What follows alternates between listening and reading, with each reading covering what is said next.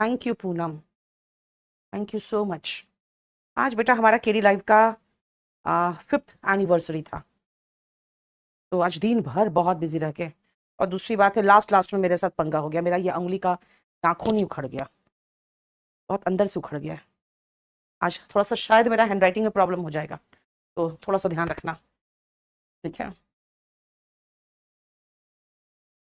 शाम को मैं डिफेंस के टीम के साथ आई थी एक सेशन में, उसी समय मेरा नाखून उखड़ गया, एकदम नीचे से उखड़ गया।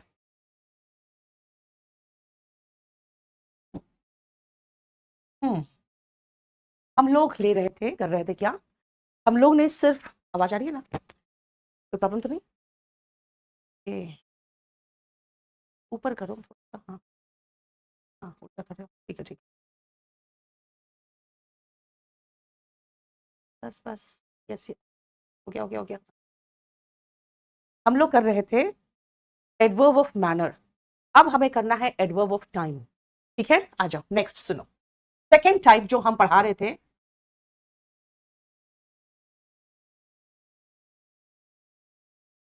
सेकेंड है एडवर्ब ऑफ टाइम।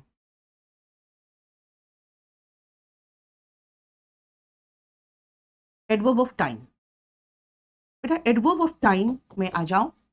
पहले तो सबसे पहले एडवर्ब ऑफ टाइम है ना, एडवर्ब ऑफ टाइम बताएगा क्या, ये बताएगा व्हेन। जैसे एडवर्ब ऑफ मैनर ने बताया था हाउ, एडवर्ब ऑफ टाइम बताता है व्हेन। व्हेन मतलब when the action took place, काम कब हुआ, यानी कब हुआ, when the action took place.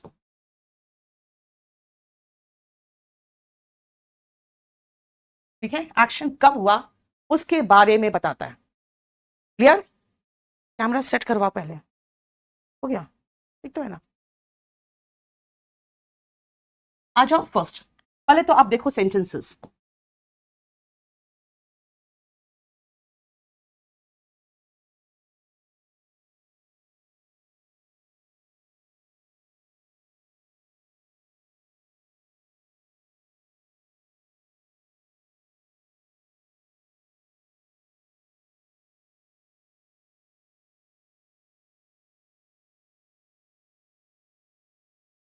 देखो, क्लियर?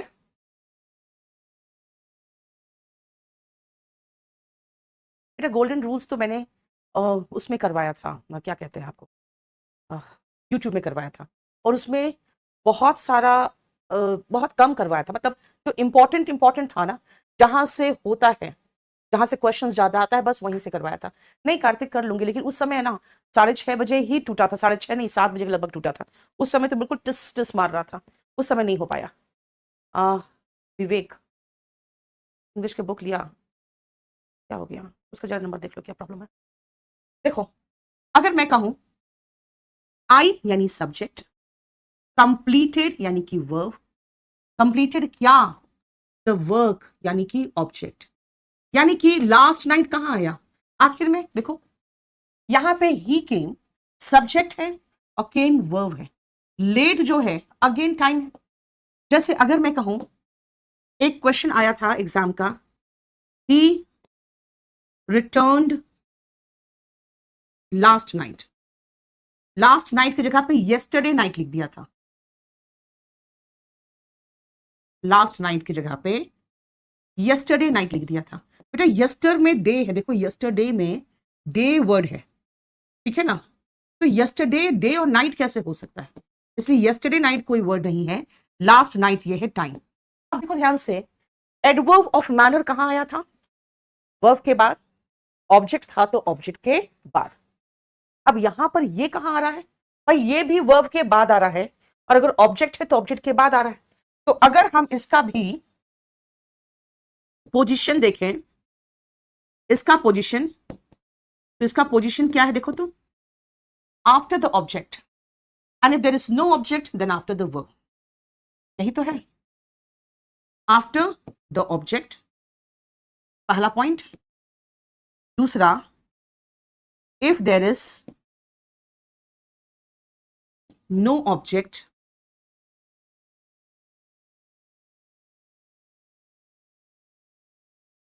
तो क्या करेंगे, आफ्टर द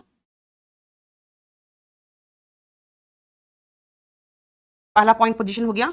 दूसरा है after verb if there is no object. ये दो पोजीशन इसका। तो बोलोगे मैम पोजीशन तो सेम बता कर रख दिया आपने। शुभम आप जाओगे केडी कैंपस डॉट लाइव में। विवेक आपको कॉल आ जाएगा, रुक जाओ। सुनो क्या कहा मैंने, आफ्टर द ऑब्जेक्ट, और ऑब्जेक्ट नहीं हो तो आफ्टर द वर्ब।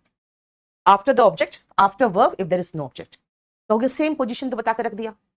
यानी जहां पर आपने कहा मैनर होता है वहीं पर आपने कहा, सेम जगह पे आपने कहा है कि टाइम भी होता है। कोई बात नहीं, सेम जगह पे मैंने कहा है टाइम होता है। लेकिन अब आती हूं एडवर्ब ऑफ प्लेस पर।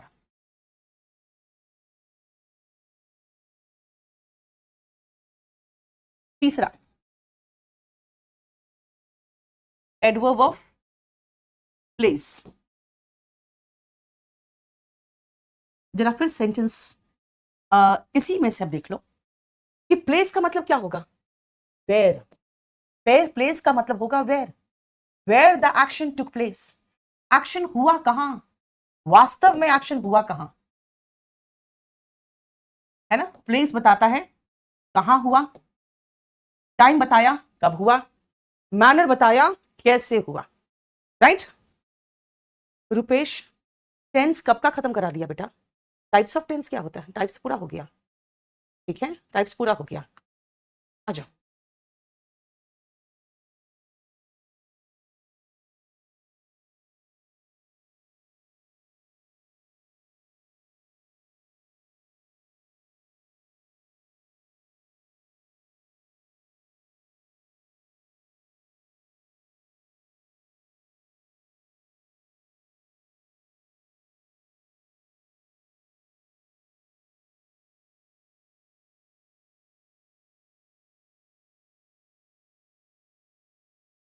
ये नहीं, ये एग्जाम्पल नहीं है इसका, रुको।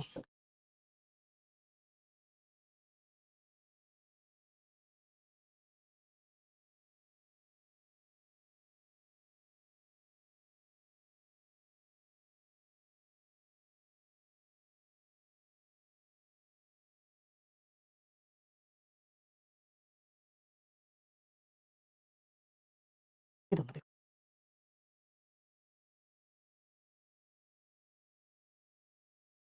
काव्यांश मैंने कल ही कहा था कि मैं इस वीक पूरा क्लास लूंगी, पूरा कंप्लीट वीक क्लास लूंगी।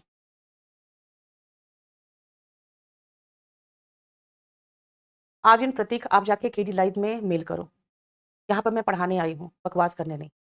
ठीक है ना, तुम जैसे लोग होते हो ना बेटा, तुम्हारी बीबी भी अगर कभी मम्मा बीमार रहेगी ना, सर में दर्द रहेगा, तो तुम जैसे ही मर्द होते हैं जो लात मार कहते हैं चल खाना बना, तुम जैसे ही मर्द होते हैं। ठीक है, इसलिए तुमको जो बात करना है केडी लाइव में जाके बात करो।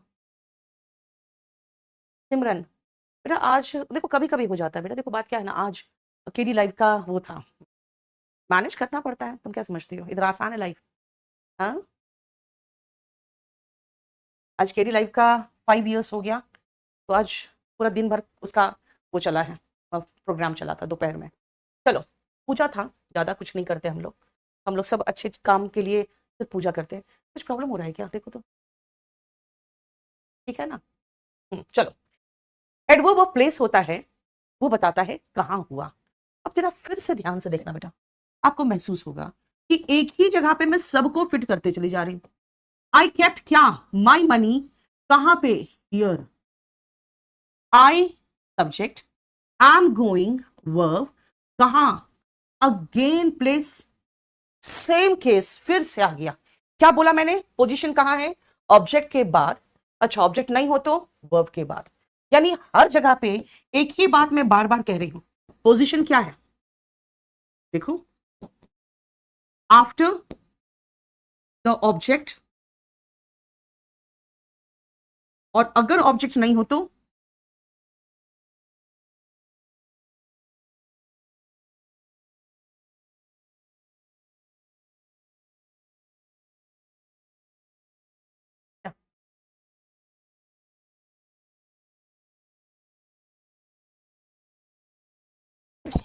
बेटा नेट आ गया ना, देखो एक बार देखो तो कोई प्रॉब्लम तो नहीं।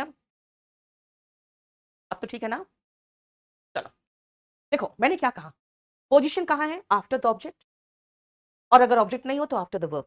आप कहोगे पिछले क्लास में भी यही पढ़ाया था आपने, पिछले क्लास में भी यही बताया था आपने कि कहाँ आता है adverb of manner, after verb और आफ्टर ऑब्जेक्ट। अगर ऑब्जेक्ट है तो आफ्टर ऑब्जेक्ट, अगर ऑब्जेक्ट नहीं है तो आफ्टर वर्ब। आज क्या पढ़ाया? यही सेम चीज पढ़ाया आपने कि एडवर्ब ऑफ टाइम और adverb of again adverb of place, सब हमें एक ही चीज बता रहे हो, एक ही पोजीशन। तो भाई एक बात बता दो, अगर ऐसा ही है तो अगर तीनों आ गया तो, और अगर तीनों नहीं, तीन में से दो आ गया तो फिर क्या करोगे? है ना? हाँ कुछ थोड़ा सा प्रॉब्लम है बेटा, लेकिन बस अब हो जाएगा, अब ठीक है। देखो अगर है कि तीनों का same position, this means, next point ध्यान से सुनना, if manner place and time, है ना, मैनर प्लेस एंड टाइम, तीनों, तीनों का पोजीशन क्या बताया मैंने? कम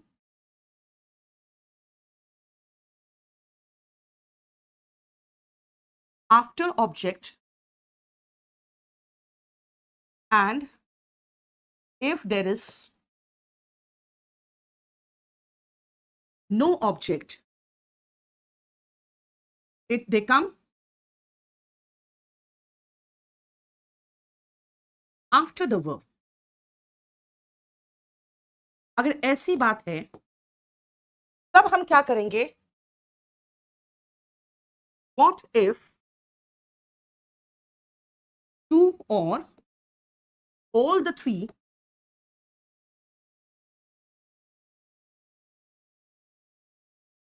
come in a sentence?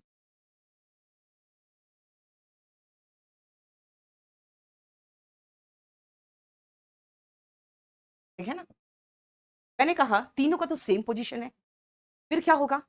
तो याद रखना, जब मैंने आपको कल आपको कुछ ट्रांसलेशन कराया था तो मैंने कहा था कि पीटी करते थे स्कूल में, याद रखो। यानी कि अगर हम M manner place and time, ये मैनर है, T for place and T for time, ये तीनों आ रहा है। तो अगर प्लेस और टाइम आएगा ना बेटा, तो आपको याद रखना है पीटी होगा, और अगर मैनर भी आ गया तो एमपीटी हो, और अगर तीनों आ गया तो एमपीटी है, मैनर प्लेस आया तो एमपी है, प्लेस और टाइम आया तो पीटी है। आप कहोगे मैम आप कल तो पीएमटी बता रहे थे। पीएमटी बाद में, अभी सुनो ध्यान से, पहला ऑर्डर है इसका, ये रहेगा इसका ऑर्डर, ठीक है? और अगर if verb is of motion, motion का मतलब हो गया गो, कम, ऐसा कोई वर्ब ऑफ मोशन हो जाए तो, कल मैंने गो लिखाया था या कम लिखवाया था, तब पता है ऑर्डर क्या होगा? तब ऑर्डर होगा पी एम टी। समझ में आया? देखो, क्लियर? क्लियर, समझ में आया? अगर ऑर्डर देखोगे तो एमपीटी होगा। आप कहोगे मैम कल तो आप पीएमटी बताए थे। बेटा पीएमटी इसलिए था क्योंकि कल जो मैंने बताया था वो वर्ब को मैंने गो और कम को लिखा था, ठीक है? क्लियर? चलो अब मैं आपको कुछ सेंटेंसेस दे रही हूं, देखो।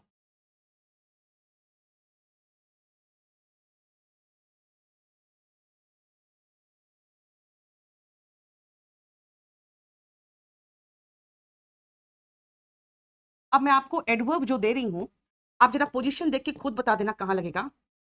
एक एडवर्ब मैं दे रही हूं आपको लास्ट टाइम, और दूसरा एडवर्ब दे रही हूं, मैं एडवर्ब पूरा लिख दे रही हूं, आपको एडवर्ब बनाने की जरूरत नहीं है, मैंने पूरा पूरा सही एडवर्ब लिख के दे दिया है।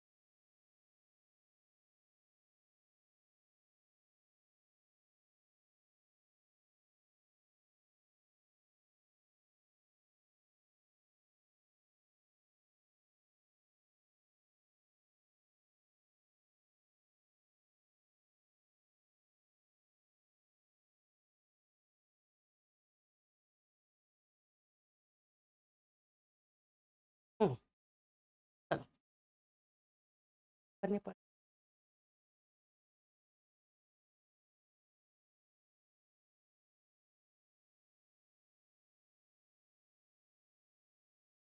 दिखाओ इधर, 1 सेकंड बेटा, 1 सेकंड देख।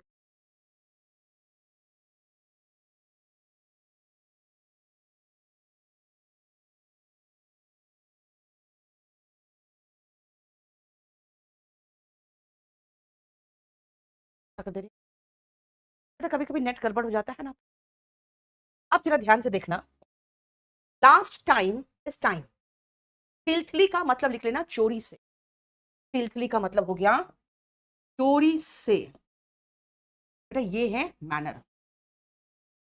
तो हमें पता है हमें मैनर, प्लेस एंड टाइम लगाना है।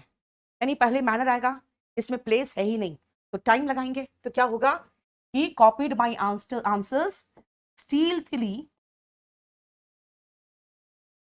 Last time. यानी एम पी तो है ही नहीं, हो गया। ही रिटर्न्ड, मैनर है क्वाइटली, चुपके से। होम है प्लेस, और यस्टरडे है टाइम। क्या होगा, ही रिटर्न्ड, कहाँ, एमपीटी है ना। लेकिन आपको पता है ना रिटर्न क्या है बेटा, ये वर्ब ऑफ मोशन है। जाना, आना, वापस आना। तो इसके बाद हमें पीएमटी चाहिए। पहले पी, फिर एम, फिर टी चाहिए। तो इसमें प्लेस कौन है, होम। फिर मैनर क्वाइटली, और फिर यस्टरडे। आपको अगर मोशन दिखाई दे तो पीएमटी हो जाता है। नेक्स्ट आओ, ही वर्कड हार्ड मतलब मेहनत से, मैनर, और एवरीडे मतलब टाइम। तो पहले मैनर, प्लेस एंड टाइम में यहां पे देखो मैनर है फिर टाइम है, तो मैं लगा दूं he worked hard every day. ये देखो हो गया। वर्ब ऑफ मोशन में बेटा आपको खाली मोशन दिखेगा, गो, कम, अराइव, रीच, ऐसा कुछ दिखेगा। ये हमारा 3 जो एडवर्ब्स पढ़ाया उसका पोजीशन। एक दो गलतियां और देख लो कैसे आते हैं क्वेश्चंस, लिख देते।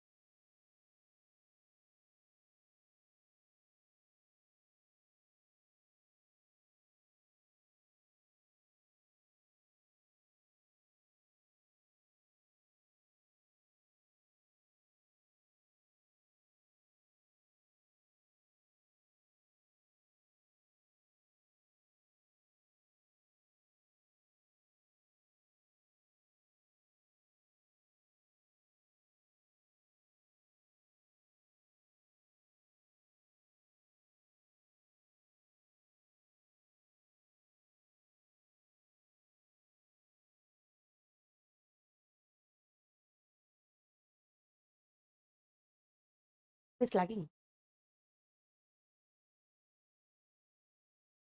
बेटा, जिसको भी प्रॉब्लम आ रहा है ना, जरा अपना नंबर लिखो तो। इस लैगिंग, जरा अपना नंबर लिख दो तो। कह रही है आपके यहाँ अर्थक्वेक आ रहा है क्या। रूप सिंह लिख लो, गो, कम, अराइव, रीच, ये लिख लो। यहां पे ध्यान से देखना बेटा, आई केम, सीधा सीधा होम। नहीं, टू मत लगाना।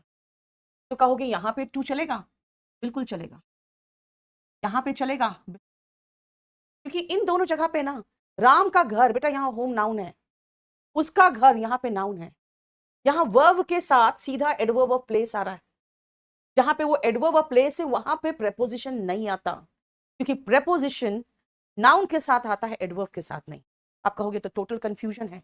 चलो हम खाली ऐसे समझ ले कि अगर हम गो, कम जैसा वर्ब लिख लेना, तो टू मत लगाना अगर सीधा होम हो तो, लेकिन टू लगा देना अगर कोई नाउन हो जिसका पोजेशन बता रहे हो हम, पॉजेसिव केस ऑफ नाउन हो, राम्स होम। या फिर टू आराम से लगा देना अगर पॉजेसिव प्रोनाउन हो तो। अब ये कहोगे ये क्या है बेटा, उसका घर, राम का घर, ये पॉजेशन ही तो दिखा रहा है। यानी पॉजेसिव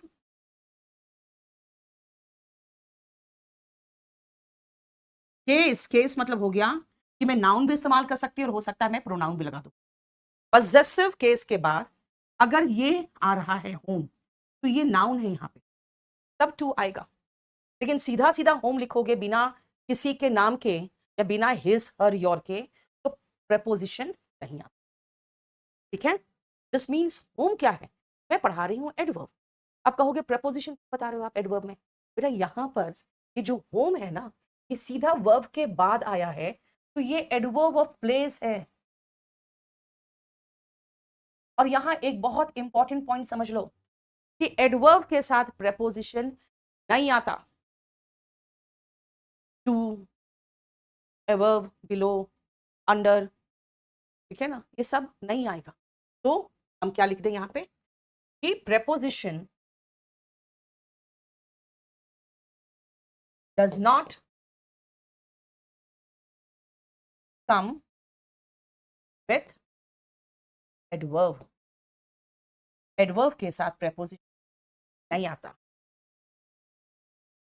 ठीक है, फिर से आओ बेटा, होम नाउन है, लेकिन होम नाउन तब है जब उसके पहले कोई पजेसिव केस लगेगा। तो वर्ब के तुरंत बाद होम लगा दोगे तो भाई वो एडवर्ब है, और वो एडवर्ब ऑफ प्लेस है। इससे क्वेश्चन आया हुआ है, I am going to, going to home नहीं होता है, गोइंग होम होता है। Going to Ram's home, going to his home, her home, चलेगा। ठीक है, नेक्स्ट आओ, फिर से सुनो ध्यान से और क्वेश्चन देखो।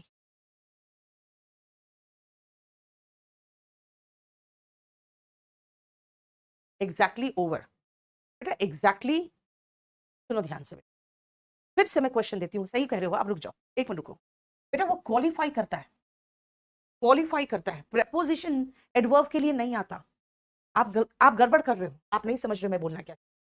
आपने कहा कि एग्जैक्टली ओवर तो लगाया था आपने, बेटा एडवर्ब प्रेपोजिशन को क्वालिफाई कर सकता है। लेकिन अब जो मैं समझाया मैंने, ये समझो बेटा, प्रेपोजिशन के साथ आप नाउन लगाते हो, प्रेपोजिशन के बाद आप प्रोनाउन लगाते हो, प्रेपोजिशन के साथ आप पढ़ोगे कि जेरेंड आता है, बस। प्रेपोजिशन के बाद एडवर्ब नहीं। एडवर्ब कभी कभी प्रेपोजिशन के पहले आ जाता है, उसको थोड़ा सा और बेहतर मीनिंगफुल बनाने के लिए, बस। ठीक है, 7 सुनो।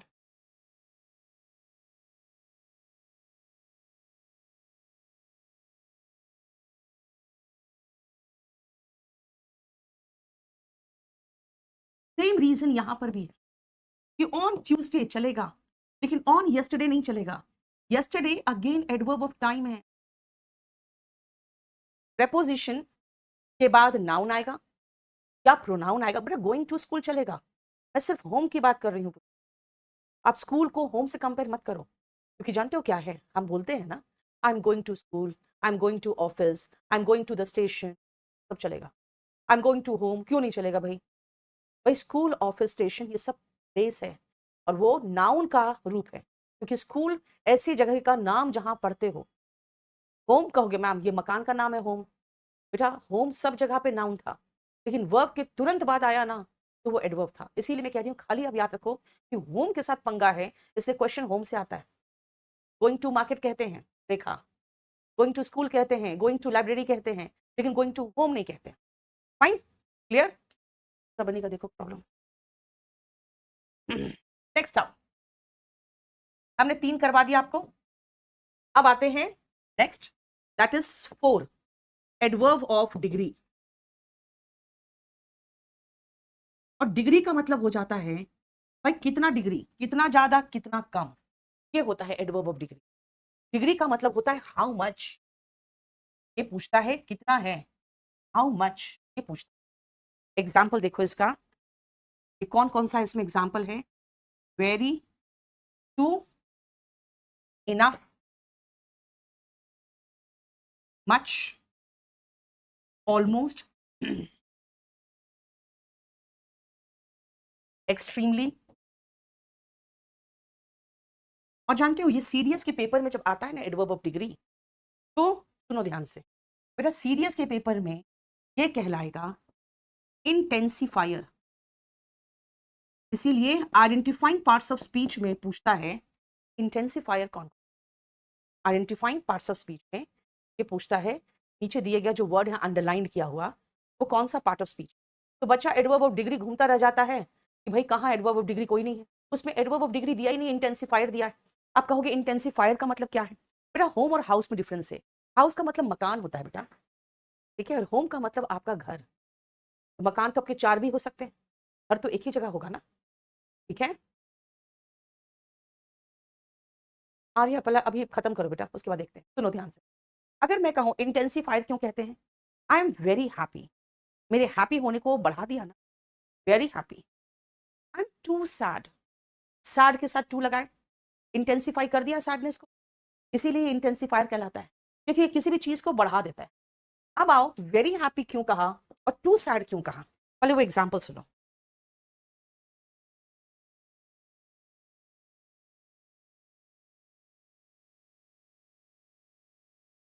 इसमें एक और लिख लेना जैसे क्वेश्चन आता है। Now, अच्छा इनाफ तो लिखा हुआ था, ठीक है।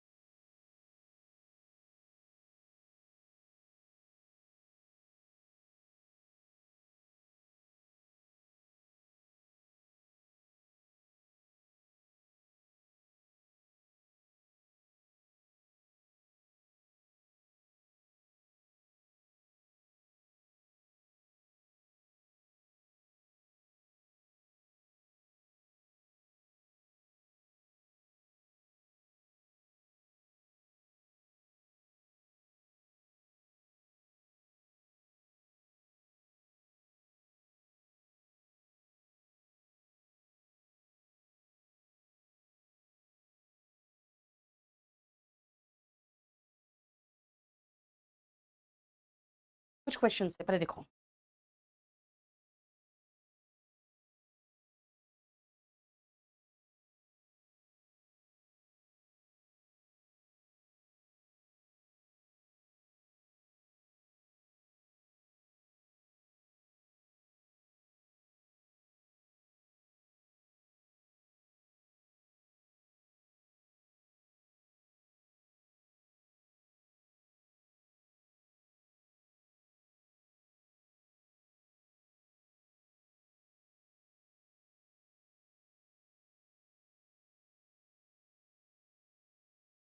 हो गया, अब देखो ध्यान से सुनना।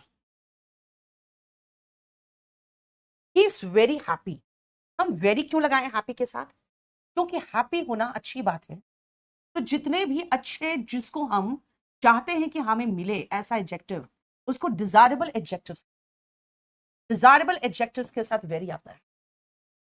नेक्स्ट सुनो, टू सैड, सैड होना हमें अच्छा नहीं लगता। जितने भी अनडिजायरेबल एडजेक्टिव्स हों उनके साथ हम वेरी नहीं लगाते, हम टू लगाते हैं। यानी पहला और दूसरा तो सही, लेकिन यहां पंगा हो गया कि कोई भी शॉक्ड होता है ना, तो शॉक होना अच्छी बात नहीं होती। शॉक का मतलब होता है कि आपको किसी तरह का धक्का लगा है, कोई ऐसा बैड न्यूज आया है। तो शॉक्ड के साथ वेरी नहीं लगाएंगे, टू शॉक्ड लगाएंगे, शॉक्ड। नेक्स्ट आओ, वेरी के साथ बेटा वाइजर नहीं आता है, पॉजिटिव डिग्री आता है। वेरी के साथ हम वाइजर नहीं लगाएंगे, वाइज लगाएंगे। हैप्पियर नहीं लगाएंगे, हैप्पी लगाएंगे। यानी वेरी के साथ हम एडजेक्टिव का पॉजिटिव डिग्री लगाते हैं। आप कहोगे ये पॉजिटिव डिग्री क्या है, तो बेटा यहां पर हम वेरी पढ़ा रहे थे इसलिए लिख दिए, आप इसको यहीं पर लिख के छोड़ दो और लिखो सी एडजेक्टिव। एडजेक्टिव में हम सारे डिग्रीज लगाते हैं, लेकिन वेरी के साथ वाइजर नहीं, वाइज आएगा। टू के साथ, टू के साथ सैडर नहीं, सैड होगा। तो सो टू वेरी, इन सब के साथ हम पॉजिटिव डिग्री। नेक्स्ट आओ, he is much interested, the movie is very interesting. यहाँ पे एक और चीज जो देखा जाए तो मैं रूल बना सकती हूँ, लेकिन आप चाहो तो ऐसे भी सोच सकते हो। कि वो बहुत ज़्यादा इसमें दिलचस्पी लेने वाला ले रहा है और ये बहुत ही दिलचस्प है, इंटरेस्टिंग होता है, दिलचस्प। लेकिन अगर रूल बनाना चाहोगे तो एक चीज़ है कि मच के बाद हम जो एडजेक्टिव लगाते हैं ना, वो पास्ट पार्टिसिपल लगाते हैं और वेरी के साथ हम प्रेजेंट पार्टिसिपल लगाते हैं। प्रेजेंट पार्टिसिपल का मतलब हो गया V1 ING। आप बोलोगे सीधा वर्ब का ING फॉर्म बोलो ना। अब ये पास्ट प्रेजेंट पार्टिसिपल ये क्या होता है? बेटा ये वर्ब का ING फॉर्म जब एडजेक्टिव का काम करता है तो वो प्रेजेंट पार्टिसिपल कहलाता है, इसलिए वर्ब नहीं बोलते। पास्ट पार्टिसिपल में वो वर्ब का थर्ड फॉर्म है। Sanju, thank you so much बेटा। मेरी लाइफ 2019 में, लेकिन एक्चुअली तो जानते हो हम लोग काम शुरू किए 2020। 2019 में तो बस ऐसे ही, लेकिन बहुत बड़ी चीज हो गई थी यार। 2020 में तो हम लोग ऐप बना ही नहीं पाते, इतना ज्यादा उस समय लॉकडाउन चला हुआ था। 2019 में हम लोगों ने ऐप तो बना लिया। हाँ देखो, he is much interested and very interesting. तो मच के साथ वर्ब का थर्ड फॉर्म और वेरी के साथ वर्ब का आईएनजी। ठीक है, जैसे फिर से दो सेंटेंस में अब इस रूल को दिखा देना तो मुझे करके।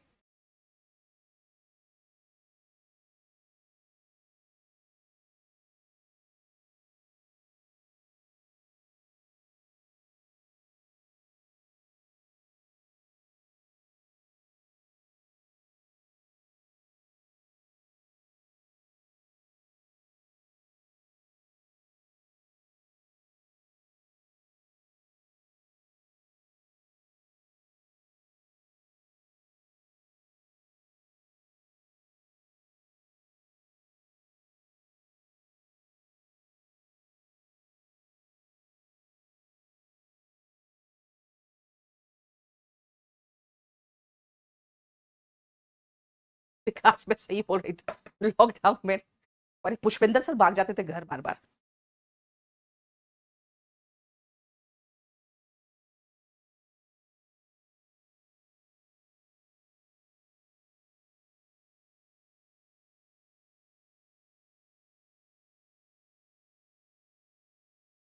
मुझे लग रहा था कि शायद मुझे लिखने में प्रॉब्लम होगा, नहीं हो रहा उतना ज्यादा। उस समय खाली ना स्वेलिंग हो गया था और एकदम ऐसा लगता है ना बजता है, टस टस टस वैसा हो रहा था। अब उतना नहीं हो रहा है। सब नहीं, मुझे पता है बेटा प्रॉब्लम हो रहा है थोड़ा। देखो अभी तो बताया कि भाई मच है। मैंने तो ऑप्शन ही नहीं। एक्साइटिंग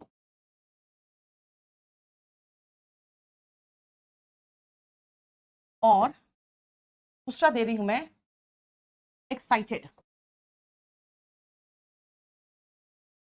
है ना। The students are very much excited. क्यों बेटा, मच लगा है तो हम V3 वाला फॉर्म यूज करें और वेरी लगा है तो एक्साइटिंग लगाएंगे। वेरी के साथ V1 ING वाला और मच के साथ कभी कभी आपको ये हेल्प करेगा, याद रखना। ठीक है, और जब वो नेगेटिव होगा तो वेरी की जगह पे टू लगा दो। जैसे टू शॉक्ड लगाया, वेरी शॉक्ड तो लगा नहीं सकते थे क्योंकि शॉकिंग होना तो अच्छी बात नहीं है ना।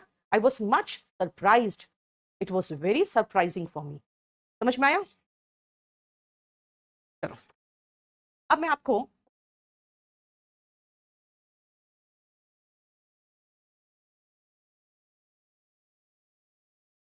ब्रैकेट में दूंगी एडवर्ब, आप खुद बताओगे कहां लगेगा।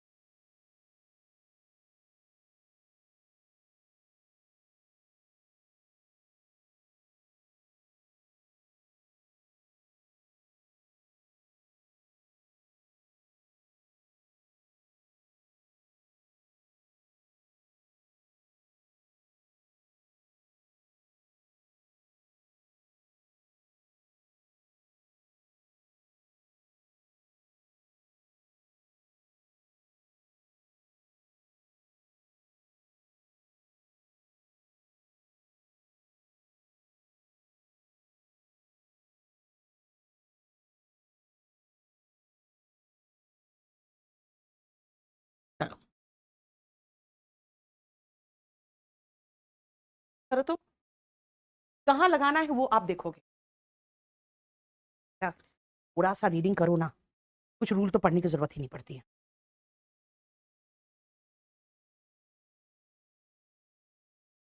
हो गया?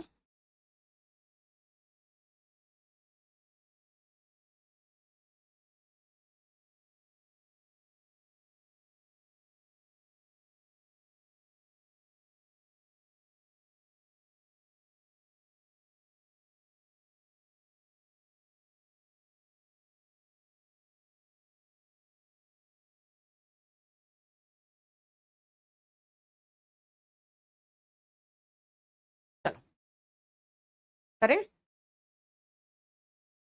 आप देखो ध्यान से, सुनो और ध्यान से देखो। तो ये जो वेरी है ना टॉल के पे, अब मैं आपको पोजीशन बता दूं। देखो पोजीशन इसका क्या है, ये है एडवर्ब ऑफ डिग्री। डिग्री कहाँ आता है? पहला इसका पोजीशन बिफोर एडजेक्टिव। अगर एडजेक्टिव के लिए लगा रहे हो तो बिफोर एडजेक्टिव। देखो फिर आओ इनफ, तो बोलोगे मैम इनफ भी तो अभी बताया है डिग्री है। बेटा इनफ ऐसा डिग्री है जो एडजेक्टिव के बाद आता है। इनफ एकदम उल्टा चलता है, comes after adjective. He is tall enough. समझ में आया? Next, I am almost done. याद रखना am, is, am, are, was, were, ये 5 ऐसे वर्ब्स हैं जो हमेशा एडवर्ब ऑफ डिग्री अपने बाद ही लेगा। क्या कहा? Always after is, am, are, was, were. मुझे नहीं मतलब है is, am, are, was, were helping verb है कि मेन वर्ब, इससे मुझे मतलब नहीं। मुझे खाली मतलब है कि इज, एम, आर, वॉज, वर आ रहा है। हाँ आ रहा है, उसके बाद लगा दो चुपचाप से। नहीं तो कहाँ आएगा? नहीं तो ये हेल्पिंग वर्ब के बाद आता है और मेन वर्ब के पहले आता है। नहीं तो ये हेल्पिंग वर्ब के बाद आता है और मेन वर्ब के पहले आता है। तो इसका एक्चुअल पोजीशन कहाँ है? After the helping verb and before the main verb. ये हेल्पिंग वर्ब के बाद और मेन वर्ब के पहले। ठीक है? लास्ट पॉइंट सुनो।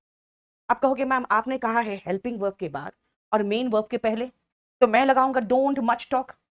सेंस नहीं बनता, क्योंकि ये जो मच है ना, ये इसकी विशेषता बता रहा है। ठीक है डिग्री है, लेकिन कहेंगे ज्यादा मत बोलो तो डोंट टॉक मच होगा। इसलिए 12th का खाली आपको मीनिंग समझ के करना पड़ेगा, उसका मैं कुछ नहीं बता पा रही। ठीक है ना? एडवर्ब ऑफ डिग्री क्या है? ये बताता है कितना ज्यादा कितना कम। ओके, कहां आएगा? हेल्पिंग वर्ब के बाद मेन वर्ब के पहले। अच्छा, एडजेक्टिव के सेंस में बता दो। एडजेक्टिव के सेंस में वेरी टॉल कहा यानी एडजेक्टिव के पहले। इनफ ऐसा एडवर्ब है जो उल्टा चलता है, वो एडजेक्टिव के बाद आता है। ही is tall enough, he is short enough, यानी कि एडजेक्टिव के बाद आएगा। फिर आप कहोगे इज, एम, आर, वॉज, वर का केस हो तो तब आंख मूंद के उसके बाद लगा दो। क्यों? क्योंकि is, am, are, was, were helping verb हो मेन वर्ब हो मुझे कोई फर्क नहीं पड़ता, हमेशा उसके बाद ही डिग्री आएगा। वरना, वरना क्या? हेल्पिंग वर्ब के बाद मेन वर्ब के पहले। लेकिन अगर डोंट टॉक मच में, भाई आप तो वर्ब के बाद लगा रहे हो, सब जगह कर रहे हो हेल्पिंग वर्ब के बाद। बेटा ये जो मच है ना, ये टॉक के बारे में बता रहा है, डोंट के बारे में नहीं बता रहा है। इसे टॉक के बाद आएगा, वहां पे आपको सेंस समझ के करना पड़ेगा। खत्म मामला, हो गया? देखो क्लियर?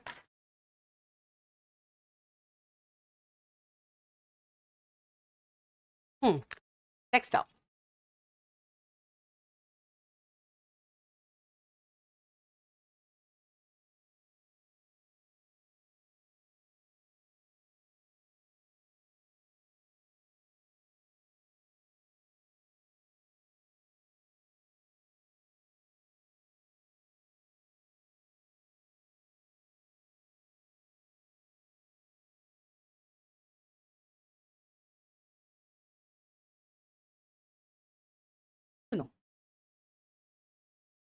पूरत, थैंक यू सो मच बेटा। सुनो, मैंने कहा it is too good to be true.